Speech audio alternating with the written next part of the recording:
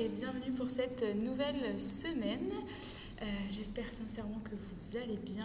A priori, on touche le bout de ce confinement, donc on en croise les doigts. Cette semaine, du coup, j'avais envie de revenir avec vous sur vraiment les fondamentaux des étirements.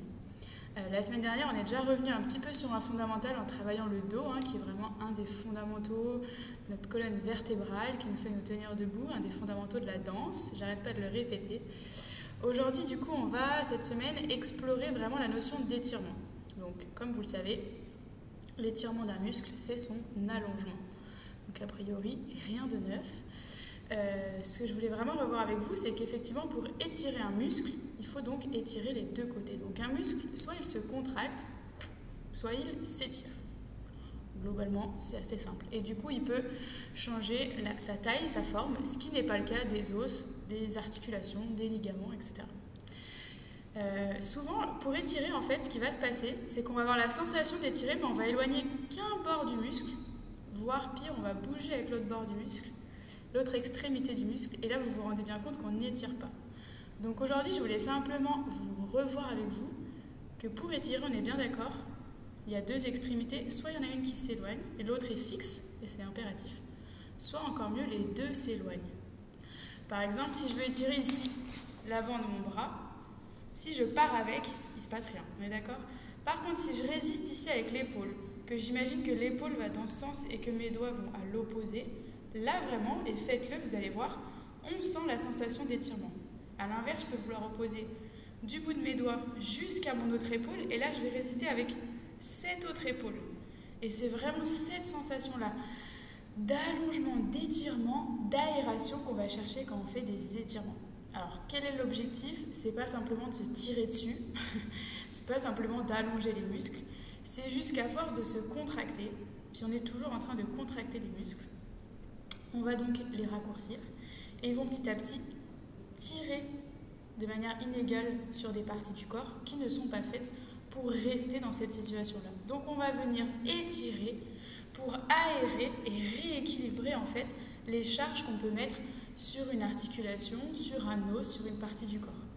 Donc il y a des étirements qui visent vraiment la souplesse, les étirements comme bien-être, comme j'ai tendance à les appeler, c'est vraiment simplement de venir rééquilibrer des endroits qu'on a tendance à toujours contracter, les réétirer pour équilibrer les charges et les manières de travailler qu'on a dans son corps. Donc vous pouvez faire l'exercice chez vous, simplement vous prenez deux parties du corps et vous cherchez à les éloigner. Alors on peut le faire tout bêtement, ça peut être le bout de mes doigts et ma hanche, et j'essaye de chercher l'étirement et je vois quel muscle je vais trouver. On peut très bien étirer simplement, je sais pas moi, une oreille et une épaule. Ceux qui font les cours de danse savent de quoi il s'agit.